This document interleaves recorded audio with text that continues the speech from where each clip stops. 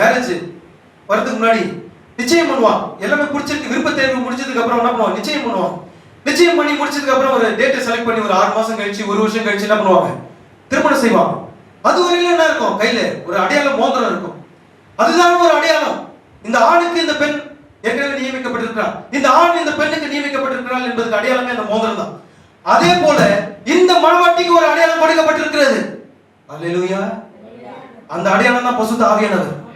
அவர்தான் முத்திரை மோதிரம், அவர்தான் நம்முடைய ரட்சிப்பின் அச்சாரம்.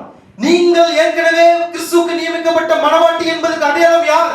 அவர்தான் பரிசுத்த ஆவியானவர். அவர்தான் என்ன பண்றார், மணவாட்டி என்ற ஒரு அங்கீகாரத்தை கொண்டு வருகிறார். அவர்தான் அங்கீகரிக்கிறார், நீங்கள் ஏற்கனவே கிறிஸ்துவுக்கு நியமிக்கப்பட்டவர்கள். இதுதான் ஒரு நிச்சயத்துக்கான ஒரு அடையாளம். இதுதான் முத்திரை மோதிரம். அதான் பரிசுத்த பவுல் இங்கே அருமையாக இங்கே கூறி இருக்கிறார். நீங்க எபேசியர் 1:13-14 வசனத்தை வாசிப்பீர்கள் என்றால், நீங்களும் உங்கள் ரட்சிப்பின் சுவிசேஷமாகிய சத்திய வசனத்தை கேட்டு விசுவாசிகள் ஆன போது வாக்குத்தத்தம் பண்ணப்பட்ட பரிசுத்த ஆவியினால் அவருக்குள் முத்திரை போடப்பட்டீர்கள். தேவைப்படுறவங்க குறிச்சு வச்சுங்க. அவருக்கு சொந்தமானவர்கள் அவருடைய மகிமைக்கு புகழ்ச்சியாக மீட்கப்படுவார்கள் என்பதற்கு ஆவியானவர் நம்முடைய சுதந்திரத்தின் அச்சாரமாக இருக்கிறார். இப்ப பரிசுத்த ஆவியானவர் என்னவா இருக்கிறார், நம்முடைய மீட்புக்கு அவரே அச்சாரமா இருக்கிறார், நம்முடைய ரட்சிப்புக்கு அவரே அச்சாரமா இருக்கிறார். இப்ப பரிசுத்த ஆவியானவர் என்ன, ஒரு முத்திரை மோதிரம். நாம் கிறிஸ்துவுக்காக நியமிக்கப்பட்டிருக்கிறோம் என்பதற்கு அடையாளம் என்ன, பரிசுத்த ஆவிதான்.